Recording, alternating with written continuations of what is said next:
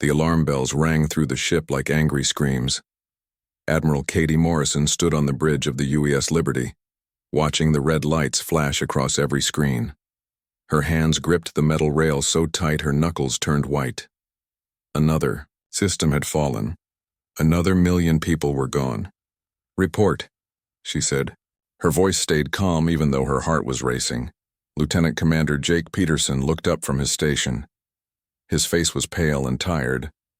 They all looked tired these days. "We lost contact with the Denver colony 15 minutes ago. Admiral, that makes it 3 systems this week." Katie closed her eyes for just a moment. The Denver colony had 2 million people. Had. Past tense now. The Vexhari didn't leave survivors when they took a world. They stripped everything away. Every person, every animal, every plant. Even the rocks and metal got taken to feed their war machine. "Any word from Captain Rodriguez?" she asked. Peterson shook his head. "His team went dark 6 hours ago near New Haven. We're hoping they're just running silent." Katie knew better than to hope. In this war, when teams went dark, they usually stayed that way. The Vexhari moved like a black wave across space, eating everything in their path. No one could stop them. No one even slowed them down for long. The bridge door opened with a soft hiss. A tall alien walked in. His body looked like living crystal, blue and clear like ice. This was Commander Jektar from the Sorthak people. The Sorthak had joined the war against the Vexhari 2 years ago. Now Jektar's crystal face showed doubt. "Admiral Morrison," Jektar said. His voice sounded like wind chimes in a storm. "My people are asking hard questions.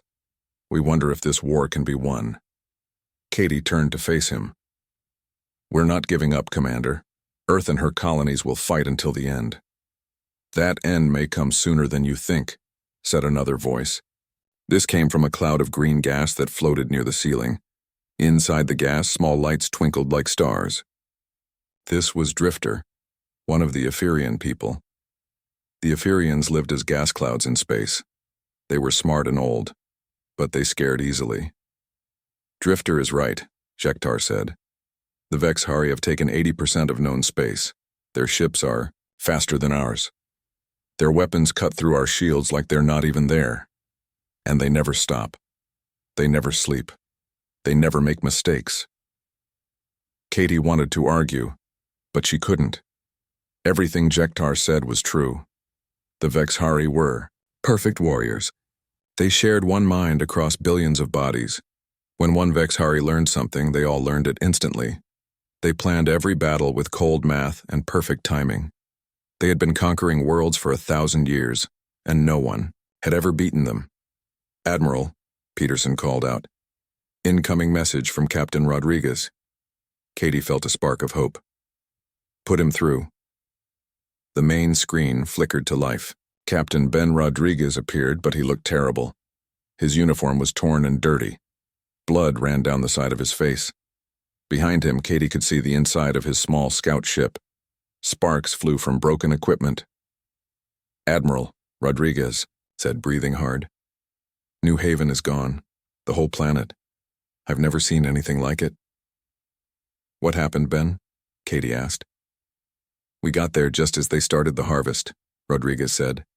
"The Vexhari ships surrounded the planet like a metal shell. Then they sent down these huge machines. The machines ate everything, Admiral. The cities, the mountains, the oceans. Everything just disappeared into their bellies. In 6 hours, the whole world was gone. Just empty space where a planet used to be." Katie felt sick.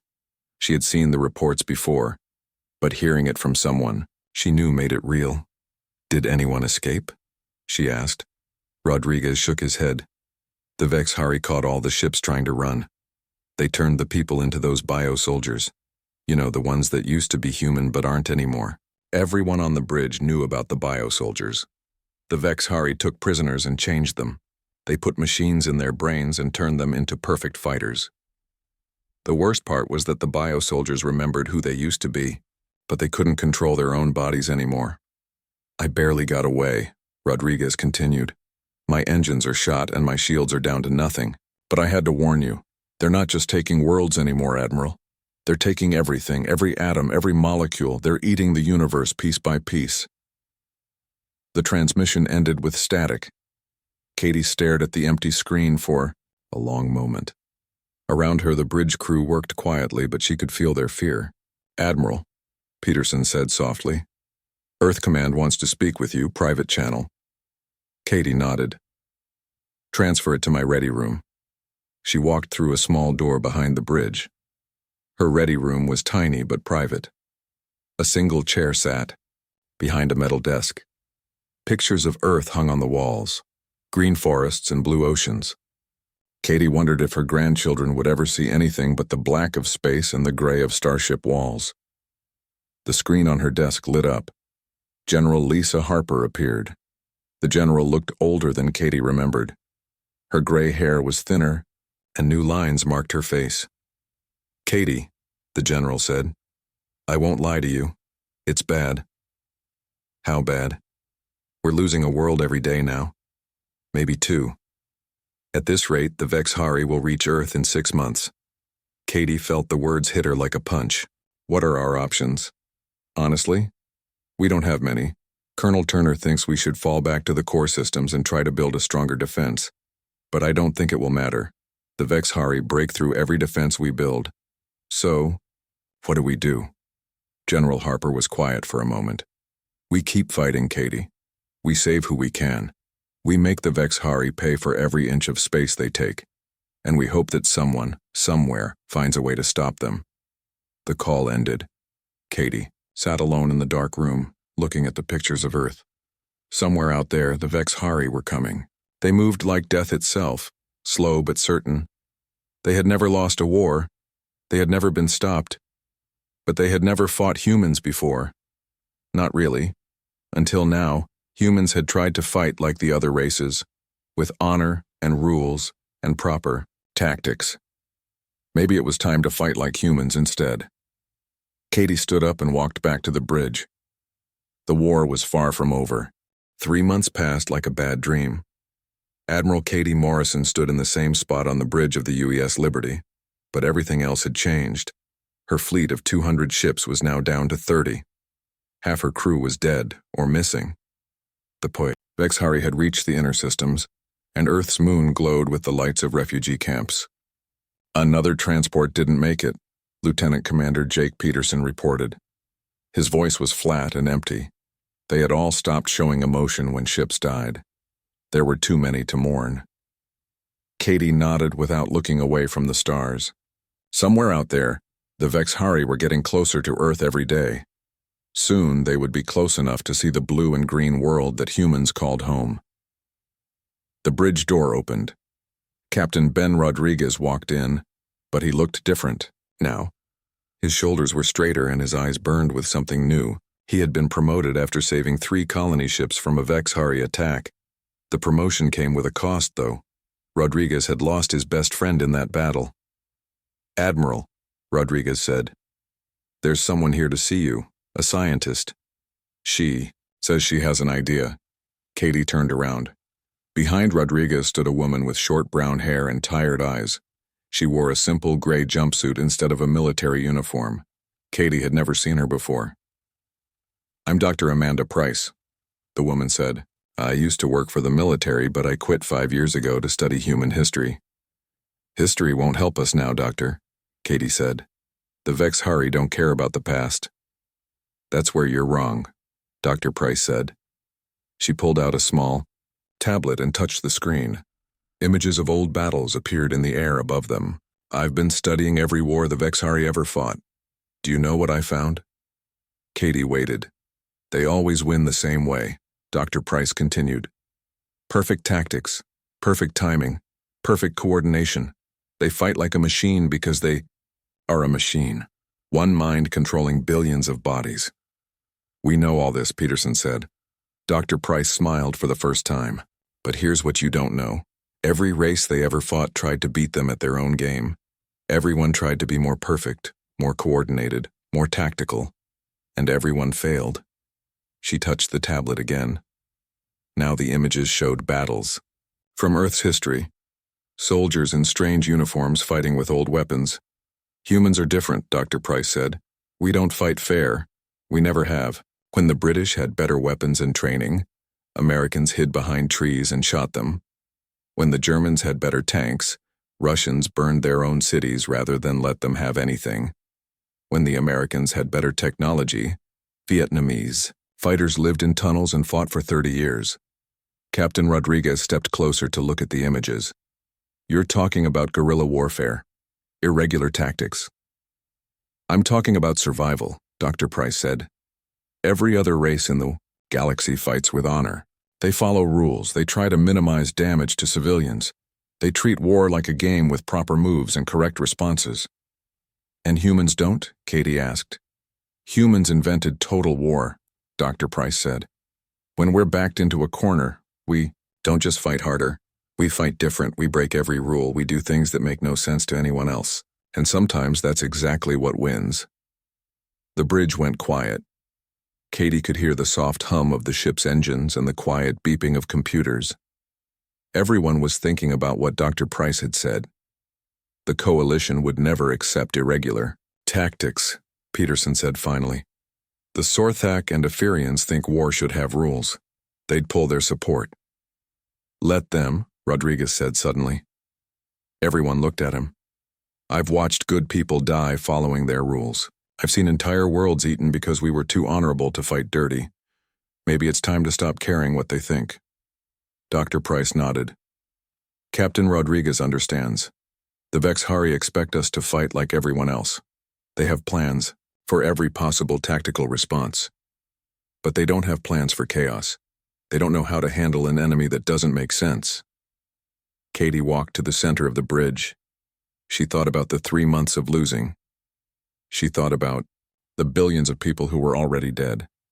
She thought about Earth, blue and beautiful and doomed if nothing changed. What exactly are you suggesting, Doctor? She asked. Dr. Price put away her tablet. I'm suggesting we stop trying to beat the Vexhari at their game and start playing our own game instead. Psychological warfare, false surrenders, suicide attacks, anything that makes them confused and scared. The other races will call us barbarians, Peterson said. Better to be living barbarians than dead gentlemen, Rodriguez said. Katie made her decision. Dr. Price, I want you to work with Colonel Turner at Earth Command. Give him everything you have about irregular warfare. Captain Rodriguez, pick him. Your best people, the ones who think outside the box, the ones who've been in trouble for not following orders. Rodriguez grinned. It was the first real smile Katie had seen in months. I know exactly who you mean, Admiral. 2 days later, Rodriguez stood in a small briefing room on Earth's moon. Across from him sat 3 of the strangest soldiers in the human fleet. Sergeant Maria Santos was a demolitions expert who had been written up 6 times for using too many explosives. Lieutenant Danny Walsh was a pilot who regularly got in trouble for impossible flying maneuvers. Corporal Ryan Mitchell was a communications specialist who had once convinced an entire enemy fleet they were surrounded by broadcasting fake radio signals. So, Santos said, leaning back in her chair, we're finally going to fight dirty? Dirtier than you can imagine, Rodriguez said. No rules, no honor, no mercy, just whatever it takes to win. Walsh laughed. About time. I was getting tired of playing nice. Mitchell cracked his knuckles. The Vexhari won't know what hit them. Rodriguez looked at his team. They were troublemakers and rule breakers. In a normal military, they would be problems. But this wasn't a normal war anymore. This was a fight for the survival of the human race. Gear up, he told them. We're going to show the galaxy what humans do when they stop playing by the rules. Back on the Liberty, Admiral Morrison received a message from General Harper. The coalition allies were already complaining about rumors of irregular tactics. Some threatened to withdraw their support. Katie deleted the message without reading it all. She had made her choice. Humanity would survive, even if it meant becoming something the galaxy had never seen before. The real war was about to begin. Captain Ben Rodriguez crouched behind a pile of twisted metal on the dead world of Kepler 7. His team was spread out around him in the ruins of what used to be a city. The Vexhari had built a supply depot here after they stripped the planet bare. It was their first target. Remember, Rodriguez whispered into his radio, this isn't about winning a fair fight. This is about making them confused and scared. Sergeant Maria Santos was 50 meters away. hidden behind the broken wall of a building. She had been working for 3 hours to set up her surprise. Charges are ready, Captain. When this goes off, they're going to think the whole depot is exploding. Lieutenant Danny Walsh sat in the pilot seat of their small ship, which was hidden in a crater 2 miles away. I've got 6 different escape routes planned, plus 2 that make no sense at all, just in case. Corporal Ryan Mitchell was the key to their plan. He had hacked into the Vexhari communication system and was ready to send false signals. I can make them think we have a whole fleet coming, or I can make them think we're surrendering. Your call, Captain. Rodriguez looked through his scope at the Vexhari depot. It was a huge black structure that looked like a spider made of metal. Dozens of Vexhari soldiers moved around it like ants. They all moved in perfect formation, perfectly timed, perfectly predictable. That was their weakness. Mitchell, start with the surrender signal, Rodriguez said. Make it sound desperate. Mitchell's fingers flew over his equipment.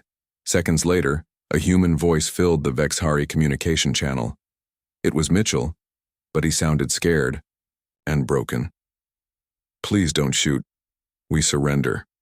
We're coming out with our hands up. Please don't hurt us. The Vexhari soldiers stopped moving.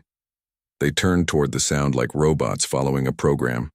Their perfect formation began to change as they prepared to capture surrendering humans. Now they're confused, Rodriguez said. Santos, light it up. With pleasure, Santos replied. The explosion started small. One of the depot's power cables sparked and caught fire. Then another cable exploded. Then a fuel tank went up in flames. To the Vexhari, it looked like their own equipment was failing for no reason.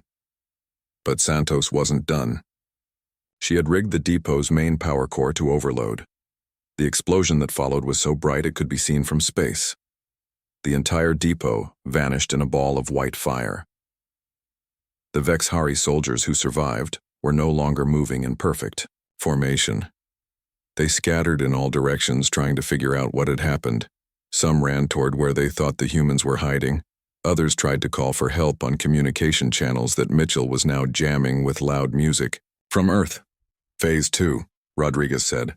Let's really mess with their heads. Walsh brought their ship in low and fast. But instead of attacking, he flew in crazy patterns that made no sense. He would dive toward the ground, then suddenly climb straight up.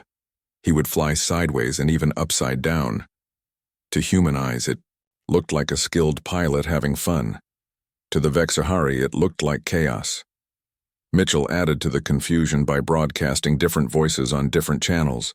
Sometimes he sounded like a scared human asking for help. Sometimes he sounded like a confident military commander giving orders to imaginary troops. Sometimes he just played recordings of human laughter. The Vexhari soldiers didn't know what to do. Their shared mind was getting contradictory information from every direction. Some thought they were under attack by a large human force. Others thought they were dealing with crazy humans who had lost their minds. A few even thought the depot had exploded by accident. Rodriguez and his team watched from their hiding places as the perfect Vexhari soldiers stumbled around like confused children. It was working better than they had hoped. Time to go, Rodriguez said. We've done enough damage for one day. They escaped easily while the Vexhari were still trying to figure out what had happened. But the real victory wasn't the destroyed depot. It was the effect on the Vexhari mind. 3 days later, Admiral Katie Morrison sat in a meeting room on Earth's moon with Dr. Amanda Price and Colonel Alex Turner. The reports from Rodriguez's mission were spread across the table. It's incredible, Dr. Price said, reading the data. The Vexhari are still trying to understand what happened at Kepler 7. Their battle computers are running millions of calculations, but they can't find a logical explanation for human behavior. Colonel Turner looked skeptical. One successful raid doesn't win a war, Doctor. No, Dr. Price agreed.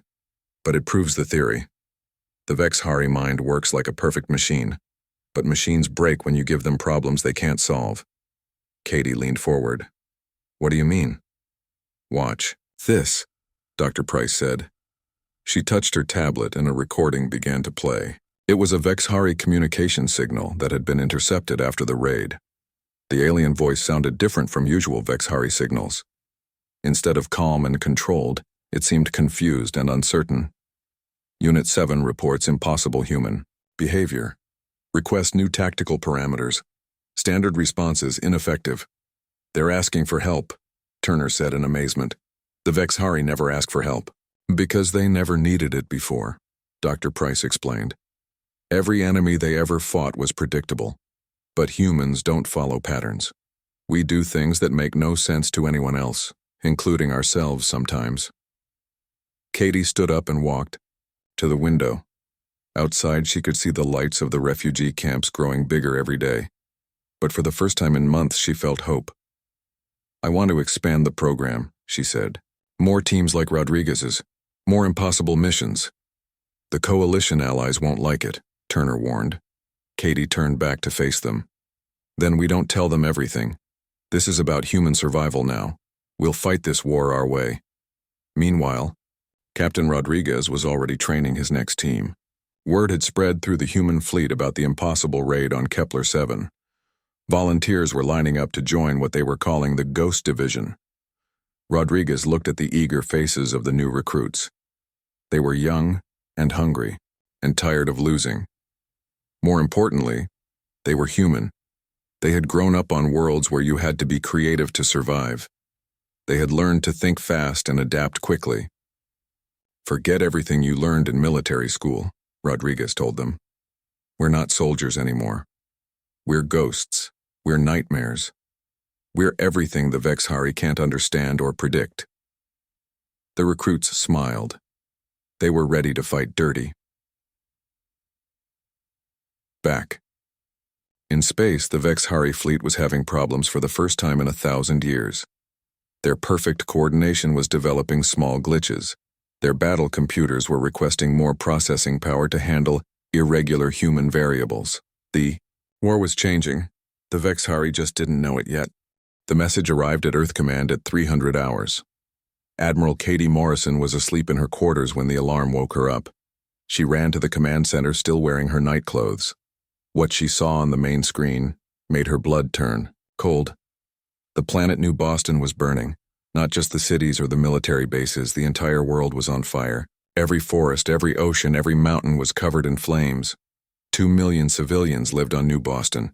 Now they were all dead. The Vexhari sent us this message 30 minutes ago, Colonel Alex Turner said. His voice shook with anger. They said it was punishment for our irregular tactics. They said they will burn every human world until we fight properly. Katie stared at the burning planet. The Vexhari had never targeted civilians before. They always took people alive to turn them into bio-soldiers. But now they were just killing everyone. They're scared, she whispered. What? Turner asked. They're scared of us, Katie said louder. The Vexhari don't change their tactics unless something is wrong. They're burning worlds because our Ghost Division is working. They're trying to force us back into normal warfare. Dr. Amanda Price burst into the command center. She was carrying a tablet and breathing hard like she had been running. Admiral, you need to see this. The Vexhari communication networks are having problems. Big problems.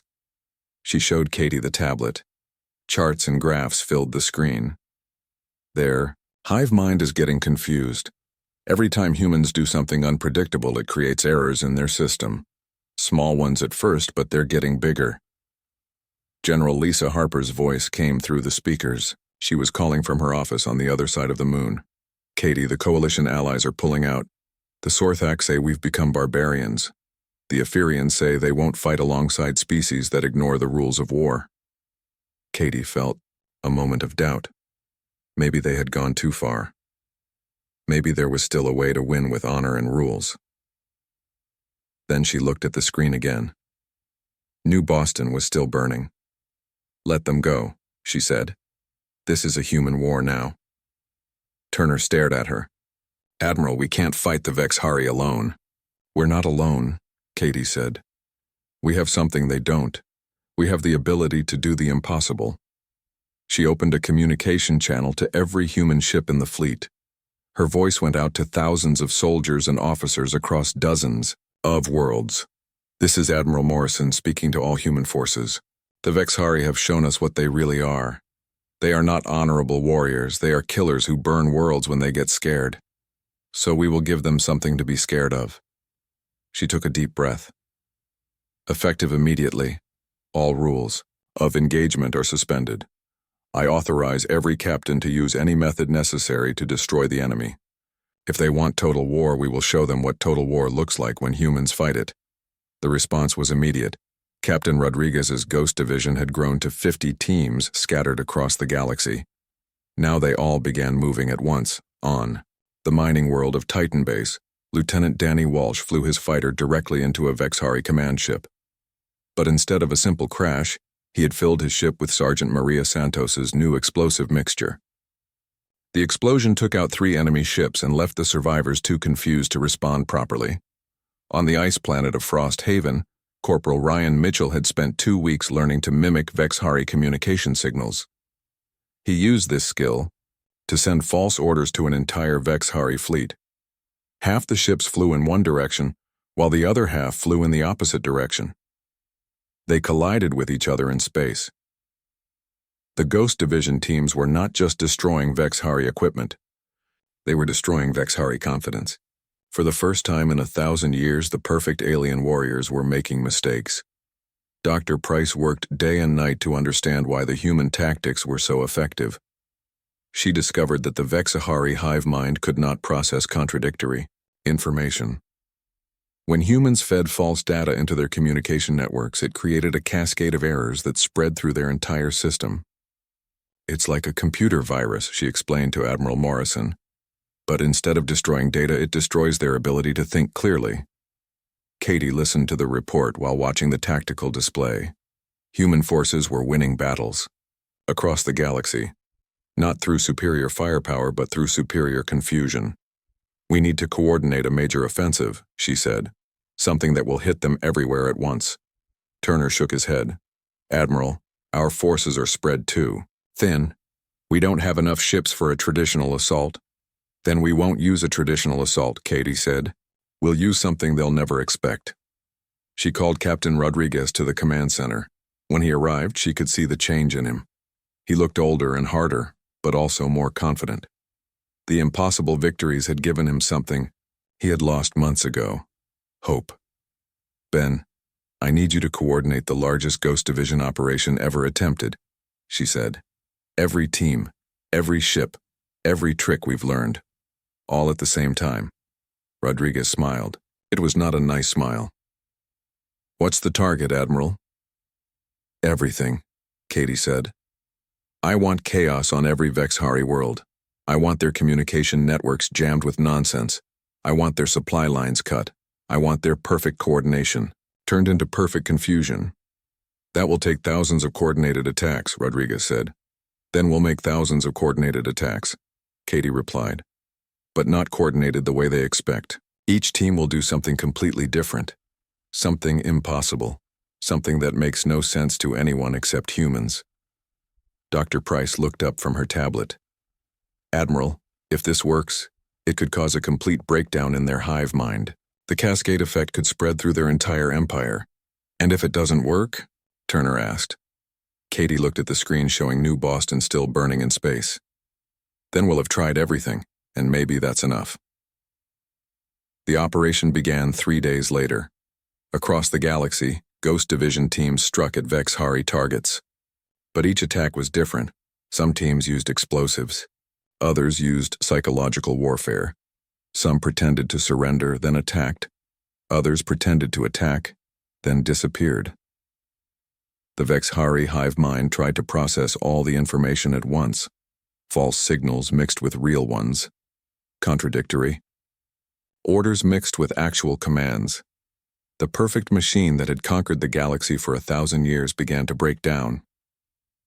On the bridge of the UES Liberty, Admiral Morrison watched the reports come in. For the first time since the war began, more Vexhari ships were retreating than advancing. It's working, she whispered. The tide of war was finally turning. The humans had found a way to fight that the Vexhari could not understand or counter. They had turned their greatest human weakness into their greatest strength. They had embraced chaos, and chaos was winning. 6 months after the Great Chaos Offensive, Admiral Katie Morrison stood on the bridge of her flagship watching something nobody had ever seen before. The Vexhari were running away. "They're abandoning the Proxima system," Lieutenant Commander Jake Peterson reported. His voice was filled with amazement. "That's the 15th system they've given up this week." Katie nodded but didn't smile. The victory had come at a terrible cost. Half the human fleet was gone. Entire worlds were empty ruins. The galaxy looked at humans now with fear as much as respect. "Any word from Captain Rodriguez?" she asked. "His team is 3 hours out from the Vexhari homeworld," Peterson said. "The final mission." Katie turned to look at the tactical display. Red dots showed Vexhari positions across the galaxy. 6 months ago, those red dots had covered almost everything. Now they were clustered around just a few systems, with the biggest cluster around their homeworld of Vex Prime. Dr. Amanda Price walked onto the bridge carrying her ever-present tablet. She looked tired but excited. "Admiral, the cascade effect is working better than we hoped. The Vexhari hive mind is having what we can only call a nervous breakdown." "Explain," Katie said. "Their perfect coordination is gone," Dr. Price said. "Different parts of their empire are getting different orders. Some Vexhari are still trying to attack. Others are trying to retreat. Some are just sitting in space doing nothing because they can't decide what to do." Katie had seen the reports. Vexhari ships flying in circles. Vexhari soldiers standing motionless for hours. The perfect machine was breaking down because humans had fed it too many impossible problems to solve. "The Sorthak are asking to rejoin the Alliance," Peterson said quietly. Katie almost laughed. "Now they want to come back? After calling us barbarians?" "Commander, Shektar says his people made a mistake. He says they understand now that sometimes survival requires difficult choices." "Tell him no," Katie said. "We fought this war alone. We'll finish it alone." The bridge door opened and Colonel Alex Turner walked in. He had been promoted to general after successfully coordinating the Chaos Offensive. His face was serious. "Admiral, we're getting reports from the outer systems. The Vexhari are trying one last coordinated attack on Earth. Every ship they have left is moving toward our homeworld." Katie felt her heart skip a beat. Earth was defended, but not against the entire remaining Vexhari fleet. "How many ships?" "Over 3,000, Turner said. "It's everything they have left." Katie closed her eyes for a moment. This was it. The final battle. Win or lose, the war would end at Earth. "Send the recall signal to all human ships," she said. "Everyone comes home. We make our stand at Earth." But Lieutenant Commander Peterson was already shaking his head. "Admiral, most of our ships are too far away. They won't reach Earth in time." Katie looked at the tactical display again. Earth was a small blue dot surrounded by a handful of defense ships.